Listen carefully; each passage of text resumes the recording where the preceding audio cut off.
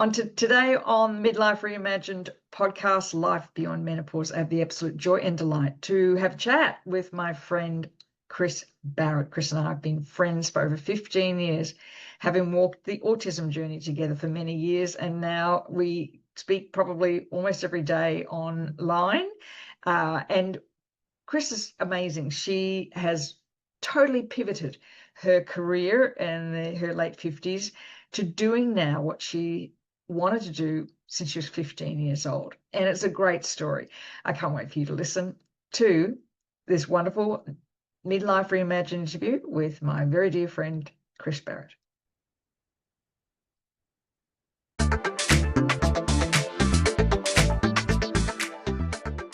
I am so thrilled to have one of my dearest friends on the podcast today. Is Kris Barrett. Kris is coming to us all the way from the Gold Coast in Australia. And Kris, I'm so thrilled that you have taken the time to pop on the podcast. Thank you for having me. Oh, you're welcome. Let me read a quick bio about Kris. She is a health coach, a corporate travel consultant, and founder of the New York Wing Woman Experience. We're going to talk a lot about that in a minute. Solo female travel to New York with a twist. After spending decades as a health coach, helping families with autism based on her own experience with her son, age 55, Kris finally took the plunge and then began a career in the thing she had wanted most to do all her life from the age of 15. And that's travel. Yep. By day, she works for Australia's first Indigenous-owned corporate travel company. And the rest of the time, she's blogging about New York, planning trips for people to New York, or going to New York. Kris Barrett, welcome to the Mid-Life Reimagined Podcast. Thank you.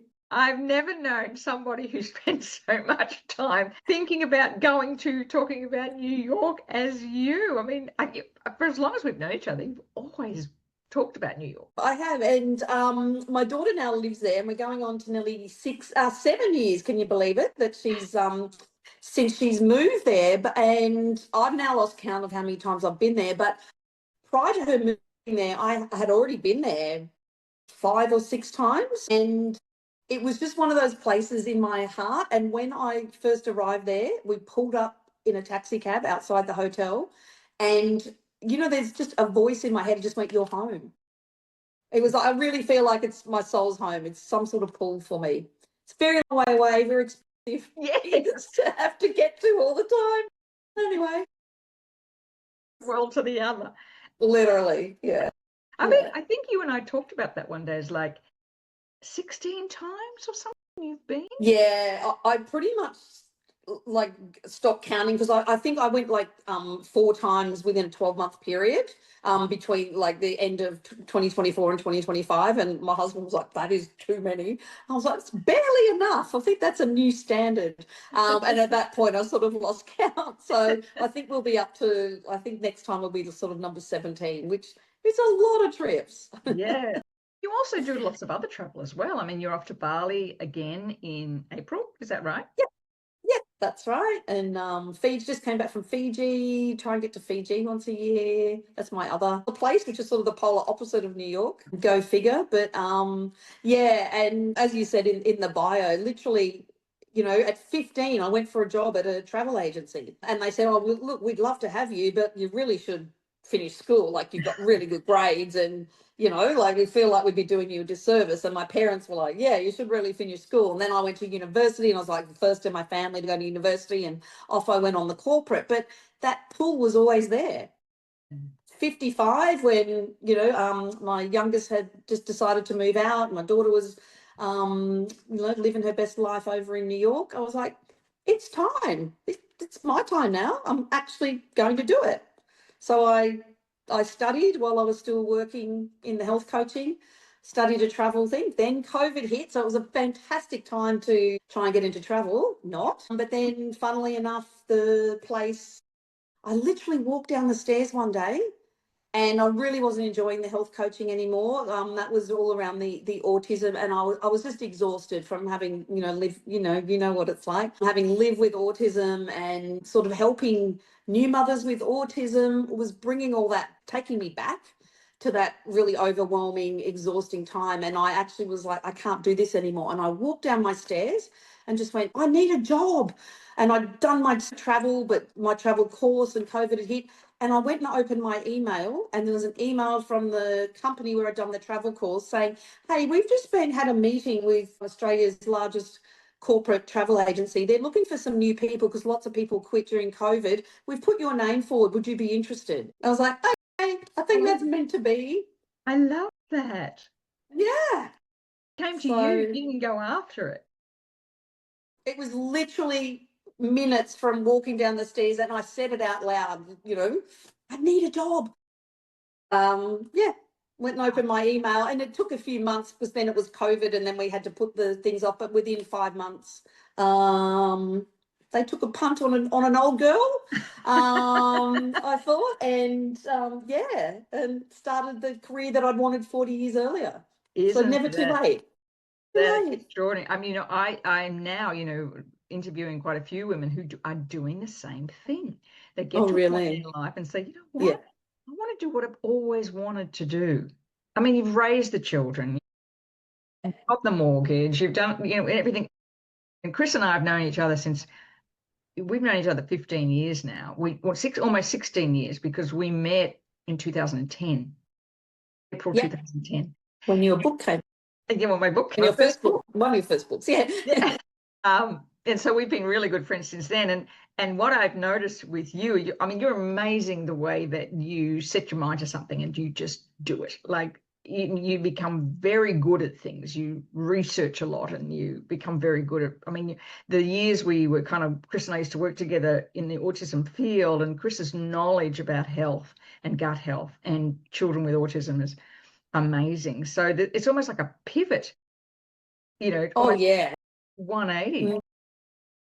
Massively. And it was, and I guess it was, it was just the right time. It was, as and I know it's a little bit cliche because we say women in midlife, it's like, it's my time now, but it really was. Yes. It was like, I never wanted to be a health coach. I fell into that because I was helping my son, and then I was able to help other people. And then I went and did more studies so I could help more people. And,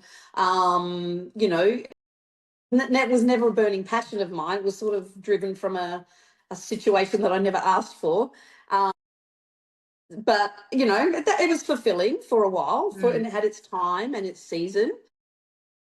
But I mean, I just love travel.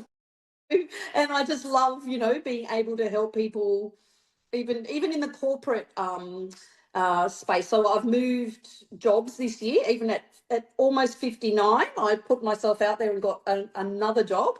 And I'm not even the oldest in that company, which is awesome because they really value experience. Yes. And I think they actually, one of the selling points, and another friend of ours, Dr. Kelly Sal, she told me this. She said, I love employing midlife women because they don't need to go and do school pickup. They don't need to, their kids aren't sick, so they don't need to come in. They're actually very committed employees. And I'd never thought of it like that. I was sort of very much like, I'm not, maybe I'm too old for this, or maybe, maybe they'll think I'm past it. And it's just so refreshing to find other places that are looking at it that way, going, oh, we love the experience. You've got the focus and the dedication. And of course there is family stuff because then you've got aging parents, not little kids, but, that's a whole other challenge. But just the respect and the appreciation for the wisdom and experience of the midlife woman with all of life experiences. It's been really refreshing, actually. And because that's actually not normal, like for many women, they really struggle. So it's wonderful to hear a story about a company who actually actively supports midlife women in particular, because everything you say is correct. We got the time. I'm not standing around the coffee machine, talking about going to the nightclub on a Saturday night and which guy's going to call us. We go to work. Exactly. And we've got other things to do, and midlife women are really good at time management.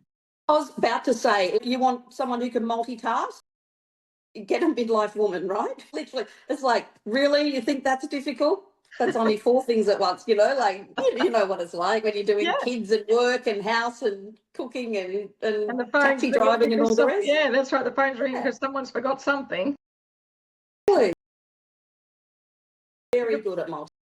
You're in the corporate travel at the moment, but you have another passion, and that's the wing woman to New York. Tell me about that. So corporate travel is also not my great love, because you don't get a lot of wiggle room to make dream trips, but you need to make people comfortable, and people need to get where they want, but you're not designing like dream trips and bucket list trips. And but I come from a corporate background, and it blended the two nicely for me with enough of travel, but I still wanted to be able to, like, explore itineraries and, help people put trips together. And what I discovered was, like, doing that very, very broadly is very difficult because of the level of knowledge you need about certain places. You can't be an expert in the whole world. Yes. Otherwise, you're just sort of putting together package trips and stuff.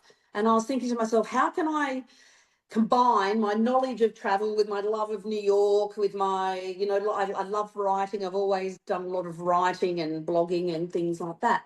So I started a business called Take Me to NYC, and it was about itinerary planning for Aussies who are planning trips to New York. So just helping them. I run itinerary planning workshops just to help people design itineraries that will make your hair curl. They do it on ChatGPT, and they'll show me an itinerary. It's like, well, that's 40 minutes away from that, and you need 3 hours to do that, but you've only allowed 15. And it's just horrible. And like, New York to me is such a special place.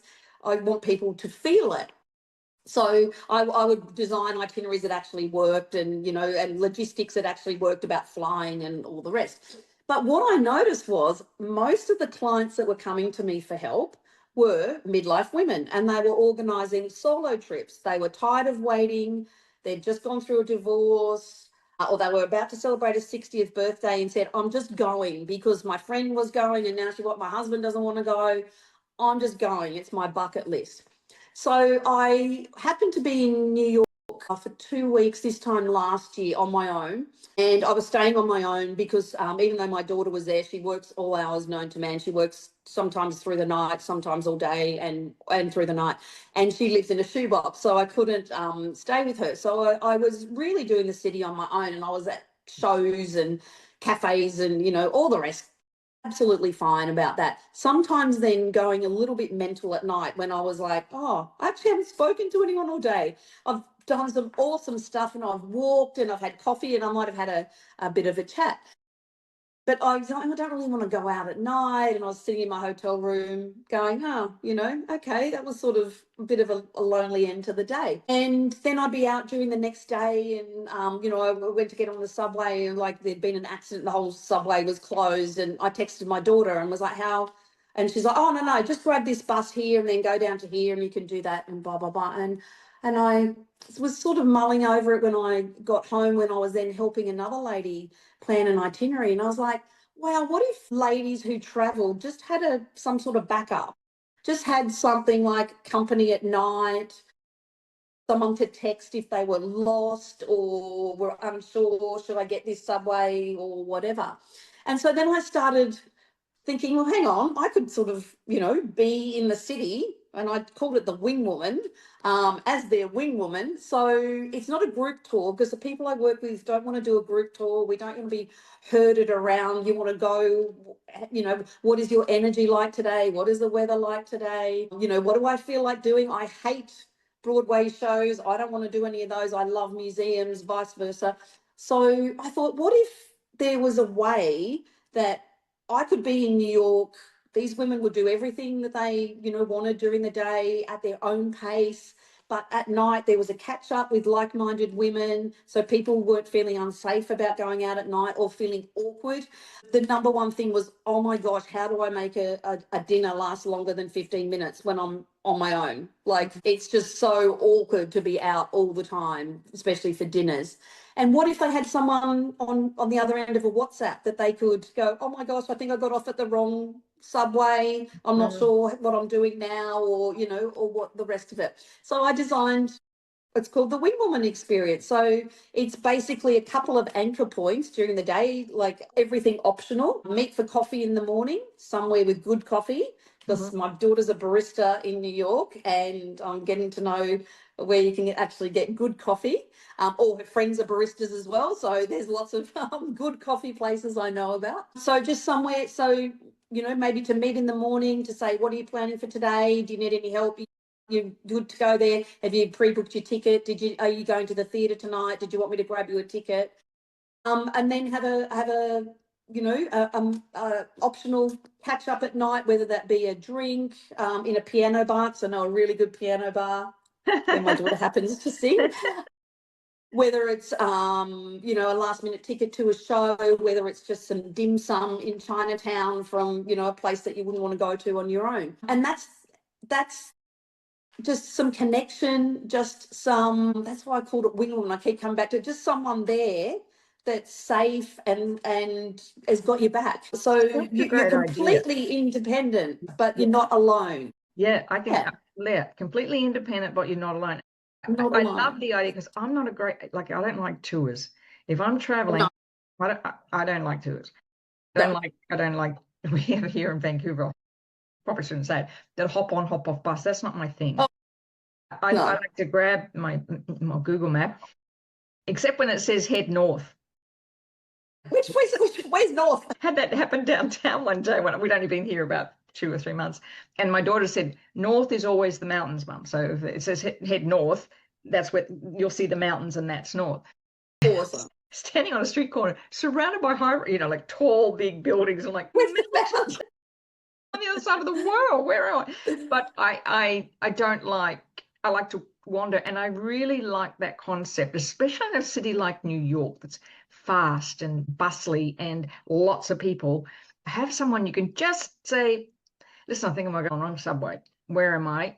Because there's a fear sometimes about asking people that you don't know, because we all have stories in New York and subways.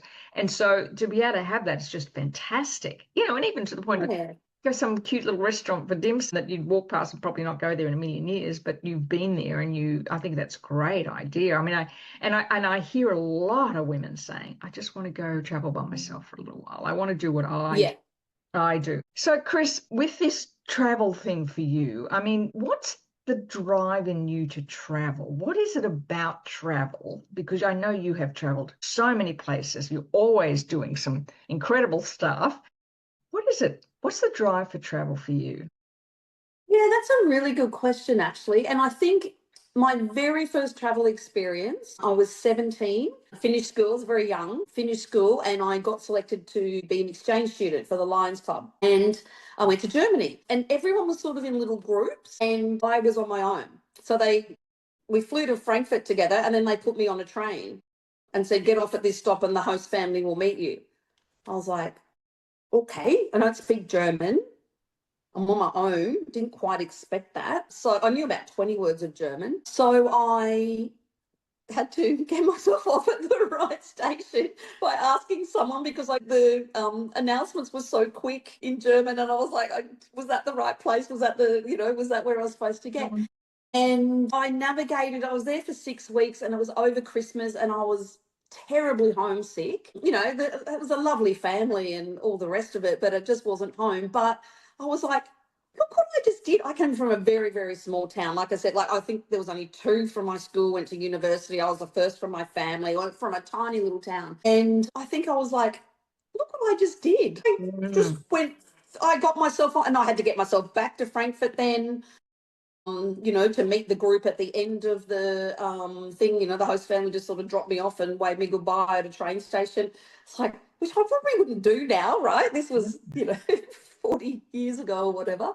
Probably now we would have driven them and saw them through the gate or whatever. And I was like, wow, once I got over the homesickness, I was like, there was so much that was different about Germany than and I was like, wow, the world's amazing. I had only known such a tiny little bit, and here's all these people that look like me and are the same age as me, but have a really different life, and just fascinated. So then I was literally had the travel bug. I mean, I was just probably the worst employee. I would get jobs and then take 4 months off without pay.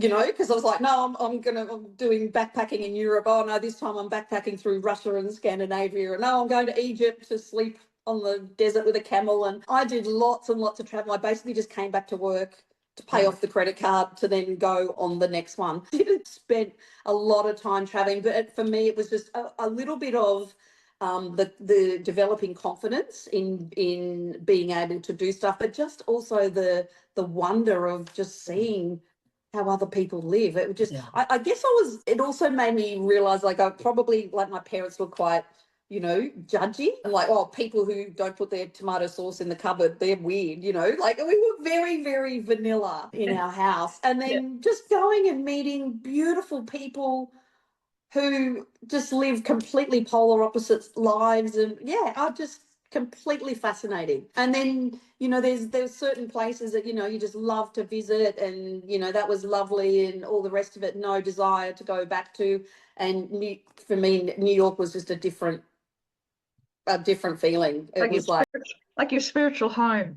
I love that. You know, when you said, you know, kind of arrived, got out of the car and thought, this is home. That same thing happened to me when I moved to Canada, surprisingly. Got out and thought, this is where I...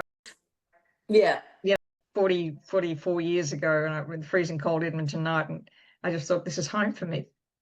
Yeah. And you cannot explain that. You can't explain. No. So when I changed my career, I was like, well, hang on. Yeah, I always wanted to do travel, but what's my love is New York. How can I design something where I can be in New York more often? Because my daughter's there, so of course I want to go there, because nowadays I don't have enough time, because I want to see my daughter as much as I can. I tend to use all my holidays to go back to New York again. But every time it's different. Yes. Every time for me, it's different. And something else I'll discover, and, you know, something else, because it's so big, and, you know, and I guess just the passion is, I want other people to go there to love it like I do, and not just go there and get on a hop off bus and spend 5 minutes at each place and take a photo and not even see the soul of the place. It's just got such a soul. I just want to do it differently, and I want to do it for people like me. Because my husband's a bit like, well, we've been there twice to see her. Like, I've been to New York twice. Like, I don't need to go back. I'm like, fine, I'll just go without you. I love that. So I was like, well, I'm just going to go anyway. That's the thing too, that I'm, and, you know, in interviewing so many women now, you know, in that sort of age, as we're winding up menopause and life beyond it, there is this drive, or this urge to kind of finally step in and do what you want. You know, if it's travel to New York on your own, like, you get to the point where you're sick of compensating all the time for what other people want. Because as our estrogen leaves the brain, that's what happens, as you become much more focused on you. And I think it's wonderful. You know, there's still a lot of women out there who have not got the courage, so we say more confidence, to do that. So the service you're offering, you know, to go to New York on your own, or even just with, you know, a girlfriend, and you guys kind of just meet up and suggest things. I think that's just a wonderful idea. And what I love about it, it's like you just kind of go, oh, how am I going to do this? And in comes this idea. I need a job. Exactly. And it's just like, how can I do New York? And then itinerary planning's fun, but it's like, when you notice that pattern, I was like, well, it's people like me. Yeah, absolutely. 5 years ago, go, oh, I just need a little bit of hand holding, but I'm going to do it on my own. Yes. And it's like, this is perfect, because it's for people like me. It's for New York. It's for travel. It ticks all the boxes.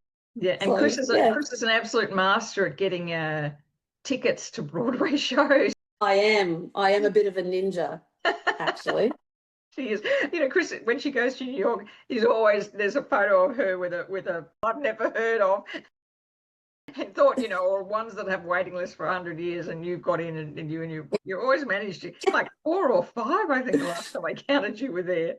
I did 7 that time. Yeah. So if you're somebody who loves Broadway shows, who likes to wander, because that's what I like to do when I travel. I like to wander. I like to wander. I like to go looking at different places. I like to wander through places like Central Park and know you're safe, like you know where to go. And like there's little things like that that are iconic. Then I don't want to be rushed I don't want to be Yes. pushed along on a tour, because at this stage of our lives, as you said, it's about understanding the soul of a place. It's not just the pictures, it's understanding the soul of the place. I want to move quickly on because you and I have had many conversations about this. And I always ask women, because here we are, you 59, and you've created a new business. What was your menopause journey like? And you and I have talked about this quite a bit. So I just wanted to share with the listeners, because from a health coach perspective, you really had a challenge with menopause. Oh, I mean, I wouldn't even have the words, even if I was going to use a bad word. I mean, I don't know. I actually don't know how I got through it sane and still married, to be honest. I didn't sleep for 15 years.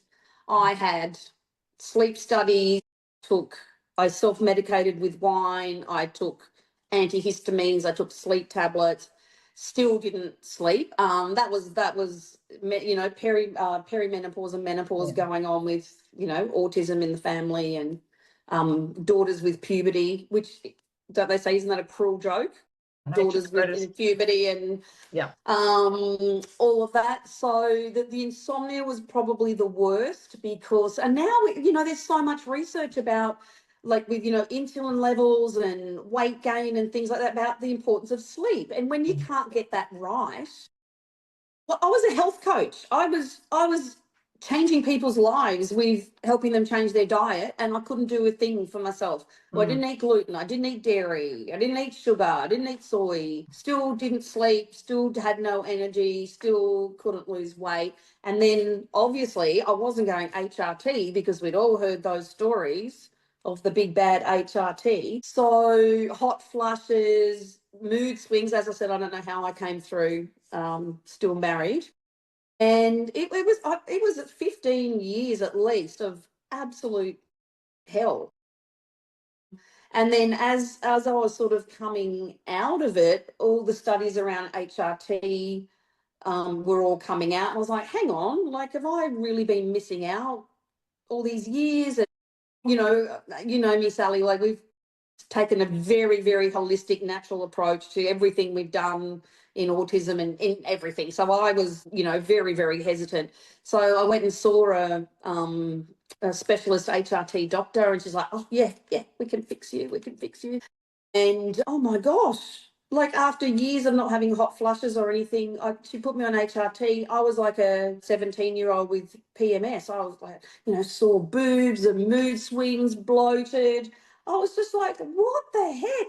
And then started this whole, then she was like, oh, I think you're progesterone intolerant. And I was like, no, progesterone was one of those things that I did take that helped me calm down, when I was trying to go, doing some natural things. Then they wanted to, oh, I think we need to put in a marina. I was like, oh, no one's touching anything at this age. I'm not putting anything in. I'm not doing that. So I abandoned the whole HRT thing. But then I did go and investigate with a holistic doctor, better ways to balance my hormones. But then I ended up on like 19 supplements a night, and it was costing me an absolute fortune. So a couple of months ago, I abandoned all that as well, and I've gone back to the basics of, good, I do still take some progesterone and some DHEA, some bioidentical, no estrogen, but just gone back to diet, magnesium, zinc, feeling great. Because there's a big push for HRT here, especially in North America. And I get asked about it a lot. And my thing is, it doesn't work for everybody. Correct. It's not the magic pill. And there's so little research in women's health, in particular menopause. Up until now, doctors have had 1 hour of training, and that's changing, thank goodness. But I think a lot of women, when there's this big hurrah about HRT, when it doesn't work, there's a sense of just failure. Like, what? And as you said, like, you have to kind of try a lot of things, but it's not the be all and end all. It can help for some women, but not all women. Correct. It was never something that was offered to me, because my mother passed away from breast cancer. So I was like, No way. No And I way. actually was at a menopause event last week, and I asked a doctor about being my age. She says, no way we'd put you on HRT because of the impact of heart disease. Yeah. And I thought, wow, that's amazing. Like there's a real cutoff point. Oh no, and I know women who are doing really well with it, but it's not the be all and end all. It's not the It's definitely not. No, and there was interesting because probably the time when I tried it, which is probably coming up to 2 years ago, I was sitting with a group of friends, and I think there was 5 of us, and 4 of them were already on it and feeling amazing. So I was like, oh, I'm definitely missing out. And it was all the hype on Instagram and everywhere I was looking was like, it's safe and this is the holy grail. And interestingly, 2 years later, everyone's come off it. So for various reasons. Yeah, that's So really, and it is. those are the stories we're not hearing at the moment. We're only hearing how wonderful this is. And yes, it works for some women, and there's still a lot of research. And I think, so now, how do you kind of manage it now? How do you? Well, I guess it's a little bit of a segue, talking because I was sort of threw in before about aging parents. So my mother's very, very advanced dementia, and has just been lingering for a long time. So my menopause symptoms got better when I decided that I was going to do every lifestyle thing that my mother did not do. So, not eating grains, exercise, strength training 2 or 3 times a week, walking every other day, every other day I'm not doing strength training, managing stress. So on my lunch break every day I do a 30-minute meditation and then focusing on my sleep.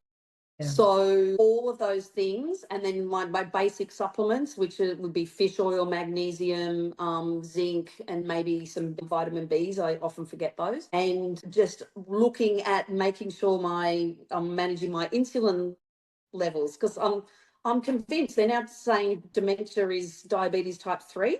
My mum had diabetes type 2, was completely diet controlled. My mum, bless her, our parents went with the doctor's advice and they ate the 5 serves of bread and pasta a day and all the rest of it. When we turn that on its head and we see the new food pyramid out of the US, which completely turned it on its head, the things that, we were sort of talking about in the last 20 years, studying nutrition and stuff, just an absolute massive difference. So it made I guess that was the impetus was not just for my hormones, it was for my dementia prevention, but it has positively affected my hormones and my energy and my clarity and all the rest. So it's made a massive difference. Interesting. Yeah. That interesting. I mean, we have a lot of Alzheimer's and dementia in our family. My mum's one of 9, and I think there are 5 of them passed away with dementia, stages of dementia and Alzheimer's. So it's something I too am very and I think that preventative stuff is, as you know my story. I mean, you went through perimenopause in 2000, started in 2000, and there was just no one talked about it. No one even knew what it was. And now I look back and think, wow, all those little things that I put into place just from the intuition side of it really did make a difference. I did want to touch a little, you just mentioned it, you are right slap bang in the middle of what we call the sandwich generation. Yeah. Elderly parents, got a son on his way home again, bouncing in and out. And then, so what, you said that you manage your health and all that, but it must be times when you think, oh, really? Yesterday. Yeah, and I mean, you don't want to speak too soon telling your employer how valuable you are, because you don't have to run off after kids when you're running off to hospitals after your elderly parents and stuff. So interesting though, like my doctor, who Sally knows who my doctor is, and she's a friend as well, and just having a catch up the other day, she's like, but you look really good, like your energy looks better than I've seen you. And I look back at photos of myself 25 years ago and go, wow, like, and I had a quarter of the energy that I have now. So I think the stress is still I use a lot of, I use my essential oils and, all the rest of it for the stress lowering and the meditation and stuff. I think I'm probably a little bit more pragmatic and not just, I'm thinking for the right word of, just drop everything and like, Yeah. the world's falling. It's like, okay, well, maybe just stepping back a bit. And I think, it's different with elderly parents because, I mean, they're not going to get better.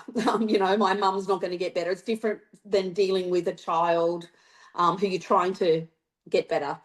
So it's a different management, I think, which probably makes it easier. Yeah, I mean, and it is definitely tiring, but I feel like the things I've done in the last sort of 2.5 years, enabling me to handle that with much more easily than I would have, say, 5 years ago, for sure. Isn't that interesting? And that leads me to my next question. I always ask people, if you could say something to your 30-year-old self, if you could go back to 30, I guess you were like me, we had toddlers at 30. If you could to that time, it's tough because for many of us it's like, God, I don't even know how I survived that time. But what would you tell her now?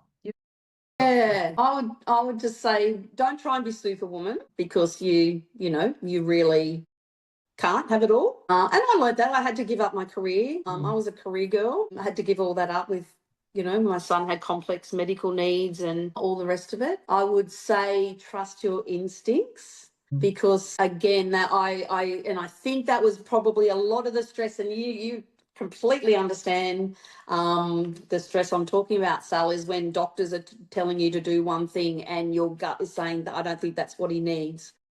And I was right. I was right for him on everything I did, but a lot of that took a lot of sleepless nights and a lot of angst in reassuring myself that I was right. So I would tell her, trust your instincts, girl, because they are right. And you do know best. So I would say don't drink as much wine. Probably don't drink as much wine. Probably better ways to handle that sleeplessness. Remember the feeling when you got the kids to bed and you went, oh my gosh. Oh my Lord. True. I mean, and the thing, I just want to interrupt you a little bit then, because you and I have both walked the road less traveled. We have both of us have had autism in our family. And so back years ago, before there was what there is now, knowledge, I mean, we really, both of you, and I think that's why we became such good friends, is it because we would never accept the status quo. We were always looking for alternative solutions, and we were right, absolutely 100%. About 30-year-old self was just, oh, am I doing the right thing? And oh my God, the angst, isn't it, that time of your life? It's horrible. I remember sitting in a doctor's surgery, and it was in my late 30s because my son was a bit older, and for whatever he had suggested, and he turned to my son and said, I'm writing this down because because your mum's refusing this, you're going to die. And I nearly vomited. I nearly just wanted to punch him in the face, but I also nearly vomited.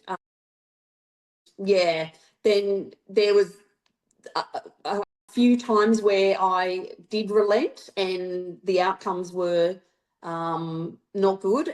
And then that just made me go, you should have trusted yourself. You didn't, there was 2 particular times. And so most of the time I did, but I would tell my 30-year-old self to trust yourself all the time because, and don't be swayed by the great unwashed on the internet who think they know everything about you and all the rest of it. That's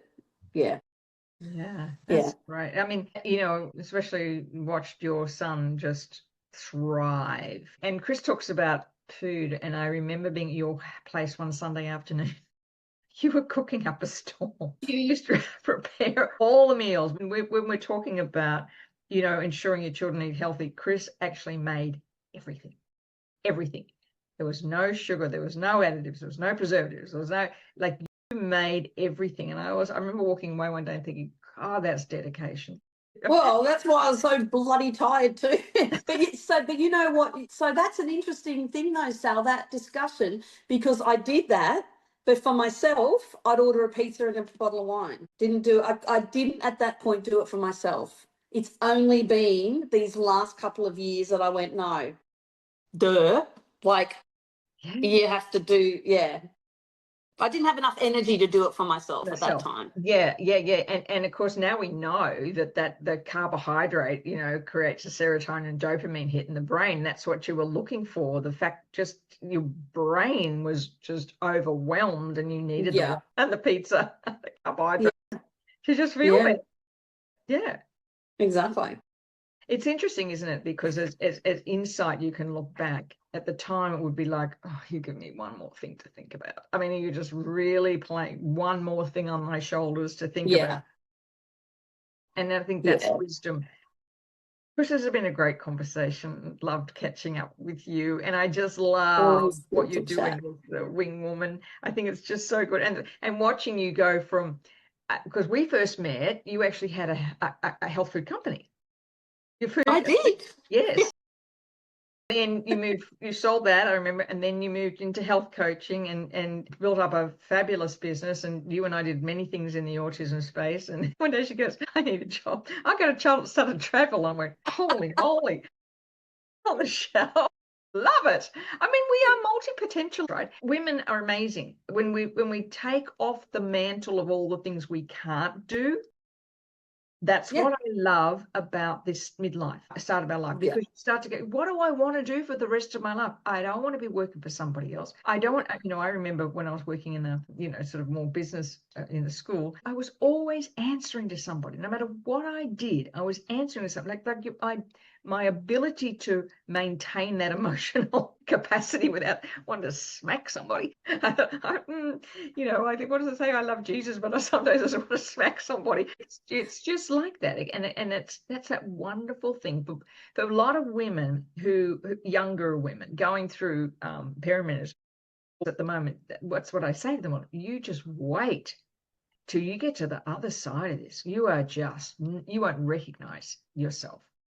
Yeah, and it's just there's such a freedom, and I don't care what people think. I don't care if people like unfriend me or whatever. No, she better be in the box or whatever. It's like, and that's what makes, as your boss sees right now, that's what makes hiring midlife women an incredible investment in a company. I'm working with companies and we do menopause in the workplace workshops. And the whole thing is about retaining this incredible brain generation of women who are wise and experienced and knowledgeable. The brain drain goes if you don't actually help support her while she's going through what she's going through. Every woman's going to go through it. For those young women going, making judgment on a perimenopausal woman, just wait. Exactly. We're on the other side, and how are the next 240 periods of your life? I saw that the other day. I thought, oh, damn. That's funny. Thanks, Kris. It's been such a great conversation. Thank you. And I'll have in the show notes how you can reach out to Kris. And if you want to do a solo trip to New York, wow. And the other thing about it, Kris, I see a lot now. I don't know why. We sort of know what's happened. A lot of sales travel to New York. And I just wanted to ask that question. I guess all the time about crossing the border at the moment. You cross the border a lot. How have you found going? The last 2 to 3 years been the best of the 25 years that I've been there. It's been quicker, more pleasant. Don't believe what you see on the news. Honestly, it's so far from reality. And that's a funny thing. Then when people come back, they go, oh my gosh, you were right. It only took me 3 minutes. And then they were all so nice and told me to have a good day. And that's the reality. Yeah. So don't be scared. Yeah. Don't be afraid. Don't be scared. Yeah. And go and enjoy some Broadway shows. Kris will show you how to get the ticket. Thanks, Kris. And we'll talk soon. Bye for now. Thank you. Well, I hope you enjoyed this episode of the Mid-Life Reimagined Life Beyond Menopause podcast as much as I do. I love hearing the stories of these women who are reimagining their lives and really stepping to their own power at this stage in their life. Please remember to subscribe so you stay up to date for a new episode every week. And please share this with somebody you know who may need a little bit of inspiration around truly living her life post-menopause. I'll see you next week.